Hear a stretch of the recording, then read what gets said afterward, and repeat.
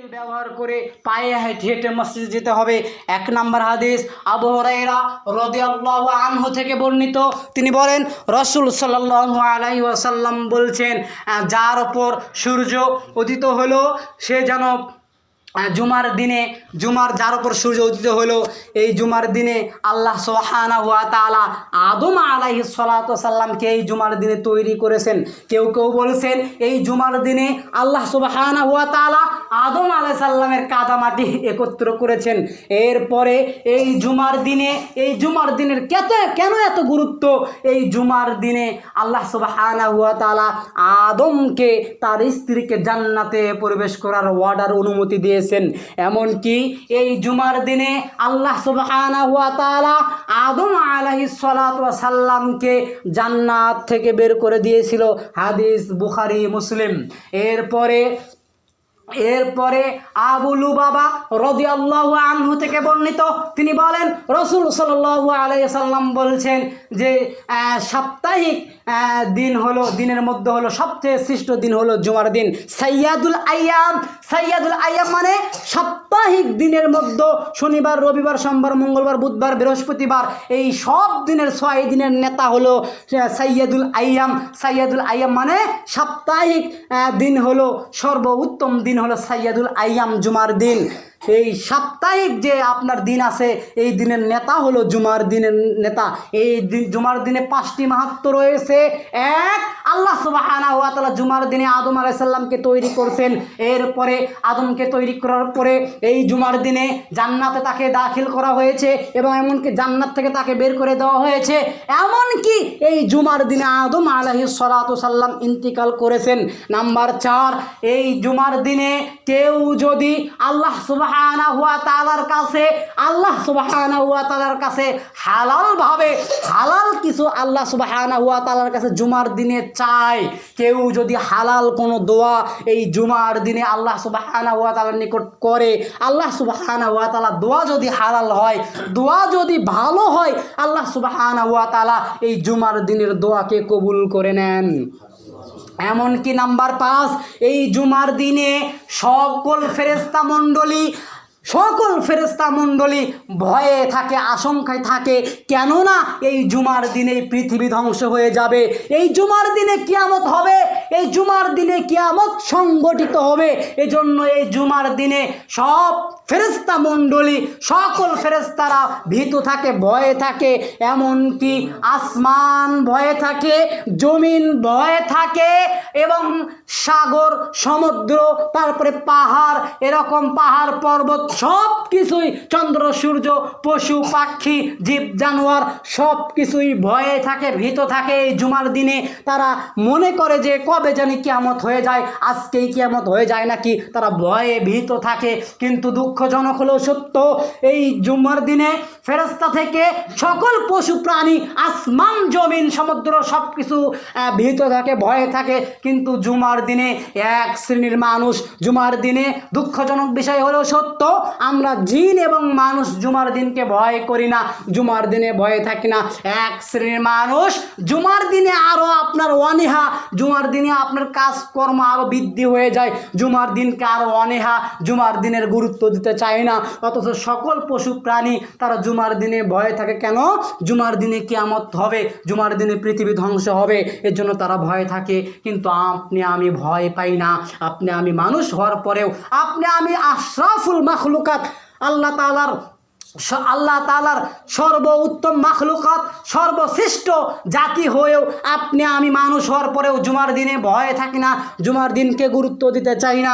আমরা হতভাগা মুসলমান ছাড়া আর কি, আমরা কপাল পরা ছাড়া আমাদের আর কি, আমরা কপাল পরা মুসলিম। আমরা কেন আল্লাহ সুবহানাহু ওয়া তাআলাকে ভয় করি না?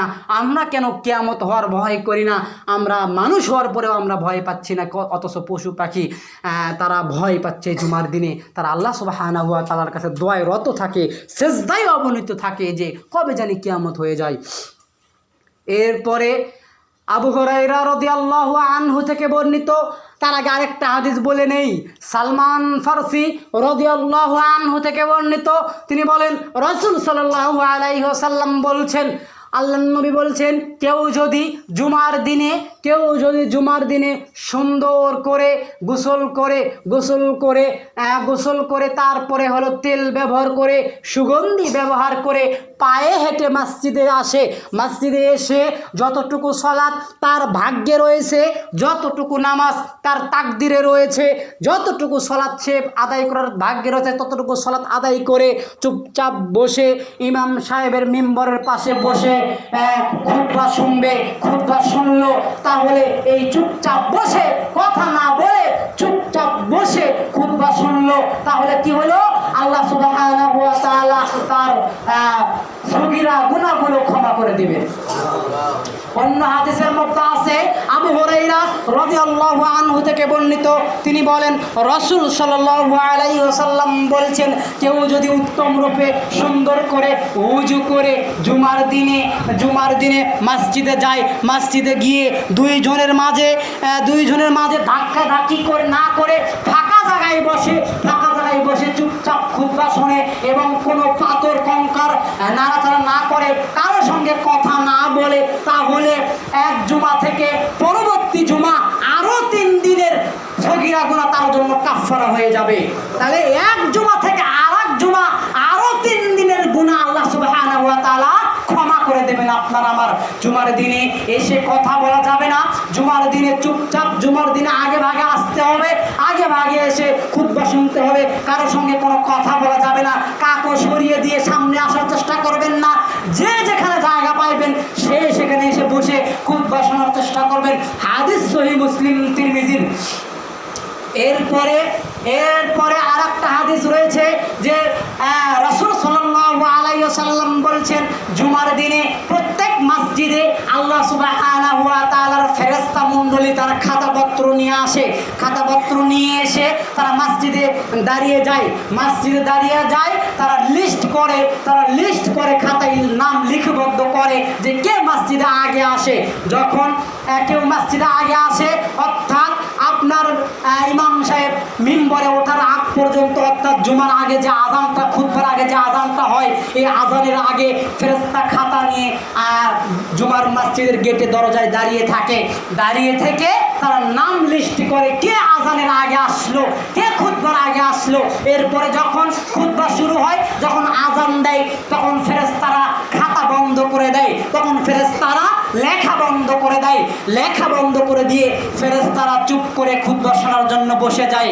এরপরে খুতবা শোনে, অর্থাৎ তার মানে এই হাদিস দ্বারা বোঝা গেল যারা জুমার খুতবার আগে আসছে, যারা আযানের আগে আসছে তাদের নাম ফেরেশতাদের খাতায় উঠে যায়, আর যারা খুতবার পরে আসছে, অর্থাৎ আযানের পরে আসছে, খুতবা হওয়ার পরে আসলো, তাদের নাম ফেরেশতাদের খাতায় উঠলো না। এই হাদিসটা বুখারীর স্পষ্ট হাদিস। এজন্য জুমার দিনে আগে আসার চেষ্টা করবেন।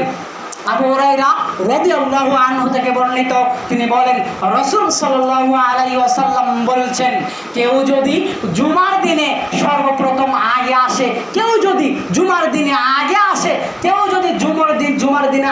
আসে সর্বপ্রথম আসে, কেউ যদি মসজিদে পায়ে হেঁটে সর্বপ্রথম মসজিদে আসে, আসার পরে 2 রাকাত সালাত পড়ে বসে, রাসূল সাল্লাল্লাহু আলাইহি ওয়াসাল্লাম বলছেন যে ব্যক্তি আগে আসলো ওই ব্যক্তি সর্বপ্রথম আসার কারণে একটা উট কুরবানি দিলে যে সওয়াব হয়, আল্লাহ সুবহানাহু ওয়া তাআলা আগে আসার কারণে জুমার খুতবায় আগে আসার কারণে আল্লাহ সুবহানাহু ওয়া তাআলা তার আমল নামায় উট কুরবানি করার সওয়াব দান করবেন। এরপরে রাসূল সাল্লাল্লাহু আলাইহি সাল্লাম বলেছেন এরপরে যারা দ্বিতীয় নম্বরে যে ব্যক্তি 2 নম্বরে যাবে, আল্লাহ সুবহানাহু ওয়া তাআলা তার আমল নামায় গরু কুরবানি দিলে যে সওয়াব হয় তার আমল নামায় সেই সওয়াব দান করা হবে। এরপরে তৃতীয় যে ব্যক্তি আসবে তার আমল নামায় ছাগল কুরবানি করলে যে সওয়াব হয় তার আমল নামায় সেই সওয়াব দান করা হবে। চতুর্থ যে ব্যক্তি আসবে ওই ব্যক্তির আমল নামায় মুরগি কুরবানি করলে যে সওয়াব হয় আল্লাহর রাস্তায় সেই কুরবানির সওয়াব তার আমল নামায় দেওয়া হবে। পঞ্চম যে ব্যক্তি আসবে তার আমল নামায় ডিম কুরবানি করলে, আল্লাহর রাস্তায় ডিম দিলে যে সওয়াব হয় সেই সওয়াব তার আমল নামায় দান করা হবে। তাহলে আপনার জুমার সালাতে যে ব্যক্তি আগে আসবে ওই ব্যক্তি উট কুরবানি করার সওয়াব পাবে, তারপরে যে আসবে সে গরু কুরবানি করার সওয়াব পাচ্ছে, তারপরে যে আসবে সে বর্তি কুরবানি করার সওয়াব পাচ্ছে। এভাবে 5টি সওয়াব আল্লাহর নবী বৃদ্ধি করে আল্লাহর নবী 5টি আমলের কথা, 5টি সওয়াবের কথা উল্লেখ করলেন, হাদিস সহিহ। এরপরে এবার আসেন জুমার সালাত। আপনার জুমার সালাত আদায় করলে আপনার কি হয়? আরেকটা হাদিস, ওই আবু হুরায়রার হাদিস, আরেকটা হাদিস যোগ করা হয়েছে আবু হুরায়রা থেকে, একই হাদিস। রাসূল বলছেন, কেউ যদি 5 ওয়াক্ত সালাত এক জুমা থেকে আরেক জুমা, এক রমজান থেকে আরেক রমজান পর্যন্ত সালাত এবং সিয়াম পালন করে, সালাত এবং সিয়াম পালন করার পরে এক জুমা থেকে আরেক জুমা 5 ওয়াক্ত নামাজ, এক জুমা থেকে আরেক জুমা, এক রমজান থেকে আরেক রমজান, যত পাপ হয়েছে, যত গুনাহ হয়েছে, আকবারুল কাবাইর, কবিরা গুনাহ বাদ দিয়ে, বড় গুনাহ বাদ দিয়ে, যদি কেউ আকবারুল কাবাইর, যদি কেউ বড় গুনাহ থেকে বেঁচে থাকে, তাহলে এক জুমা থেকে এক জুমা, 5 ওয়াক্ত সালাত থেকে এক জুমা থেকে আরেক জুমা, এক রমজান থেকে আরেক রমজানের মধ্যবর্তী যত পাপ, যত ছোট গুনাহ হয়েছে, যত ছোট পাপ হয়েছে, আল্লাহ সুবহানাহু ওয়া তাআলা সব পাপকে ক্ষমা করে দেবেন। তাহলে 5 ওয়াক্ত সালাত যে ব্যক্তি পড়লো, এক জুমা থেকে আরেক জুমা আদায় করলো, এক রমাদান থেকে আরেক রমাদান পর্যন্ত সিয়াম পালন করলো, মানে এক রমজানে সিয়াম পালন করছেন, আবার আপনি অপেক্ষায় আছেন আবার রমজান মাস কখন আসবে, ওই রমজান মাসে সিয়াম পালন করলেন, তাহলে মাঝখানে এই 1 বছরের মধ্যে মাঝখানে যত পাপ আছে, ছোট পাপ, আল্লাহ আপনার সব পাপকে কি করছেন? ক্ষমা করছেন। কিন্তু আকবারুল কাবাইর, শুধু কবিরা গুনাহ যদি আপনি করেন, কবিরা গুনাহ কি? যদি আপনি শিরিক করেন, যদি আপনি বিদআত করেন, তাহলে হলো কবিরা গুনাহ। এই কবিরা গুনাহ যদি আপনি করেন, যদি মা বাবার সাথে খারাপ ব্যবহার করেন, এগুলো হলো কবিরা গুনাহ। যদি আপনি কবিরা গুনাহ করেন, তাহলে আপনার পাপ ক্ষমা হবে না। আর কবিরা গুনাহ যদি না করেন, তাহলে আপনার সগীরা গুনাহ, 1 বছরের সব যত পাপ আছে, সব পাপ আল্লাহ কি করছেন? ক্ষমা করে দিচ্ছেন। এবার আসেন জুমার নামাজ না পড়লে আল্লাহর নবী কি বলছেন? আব্দুল্লাহ ইবনে মাসউদ রাদিয়াল্লাহু আনহু থেকে বর্ণিত, তিনি বলেন, রাসূল সাল্লাল্লাহু আলাইহি ওয়াসাল্লাম বলছেন, তিনি বলেন, যখন নামাজের সময় হয়, তখন আমার মন চায় যে আমি এক লোককে ইমামতির দায়িত্ব দেই, এরপরে আমি ওই সমস্ত লোকদের বাড়িতে যাই। এই হাদিসটা আশ্চর্যজনক হাদিস। এর আগে শুনেছিলেন 5 ওয়াক্ত নামাজ না পড়লে, আল্লাহর নবী জামাতে 5 ওয়াক্ত নামাজ না পড়লে, কেউ যদি জামাতে 5 ওয়াক্ত নামাজ না পড়ে, তাহলে তার ঘর আল্লাহর নবী আগুন দিয়ে জ্বালিয়ে দেওয়ার কথা বলেছেন। এই হাদিসটা আমি শুনছিলাম, এই হাদিসটা আমি পড়ছিলাম, এই হাদিসটা আমি আপনাদের সামনে এর আগের সপ্তাহে আলোচনা করেছিলাম। কিন্তু আজকে যে হাদিস বলতেছি, এই হাদিস আমি কোনোদিন শুনিও নাই, আবার কোনোদিন আলোচনা করিও নাই। আমি এবার পড়লাম, নতুন করে পড়লাম, আর নতুন করে আপনাদের সামনে সর্বপ্রথম আলোচনা করতেছি। আল্লাহর নবী বলছেন, আমার মন চাই আমি দায়িত্ব নামাজের দেই, দেওয়ার পরে আমি ওই সমস্ত বাড়িতে যাই যে সমস্ত বাড়িতে মানুষগুলো জুমার সালাত আদায় করার জন্য আসে না, যে সমস্ত মানুষ জুমার সালাতের জন্য মসজিদে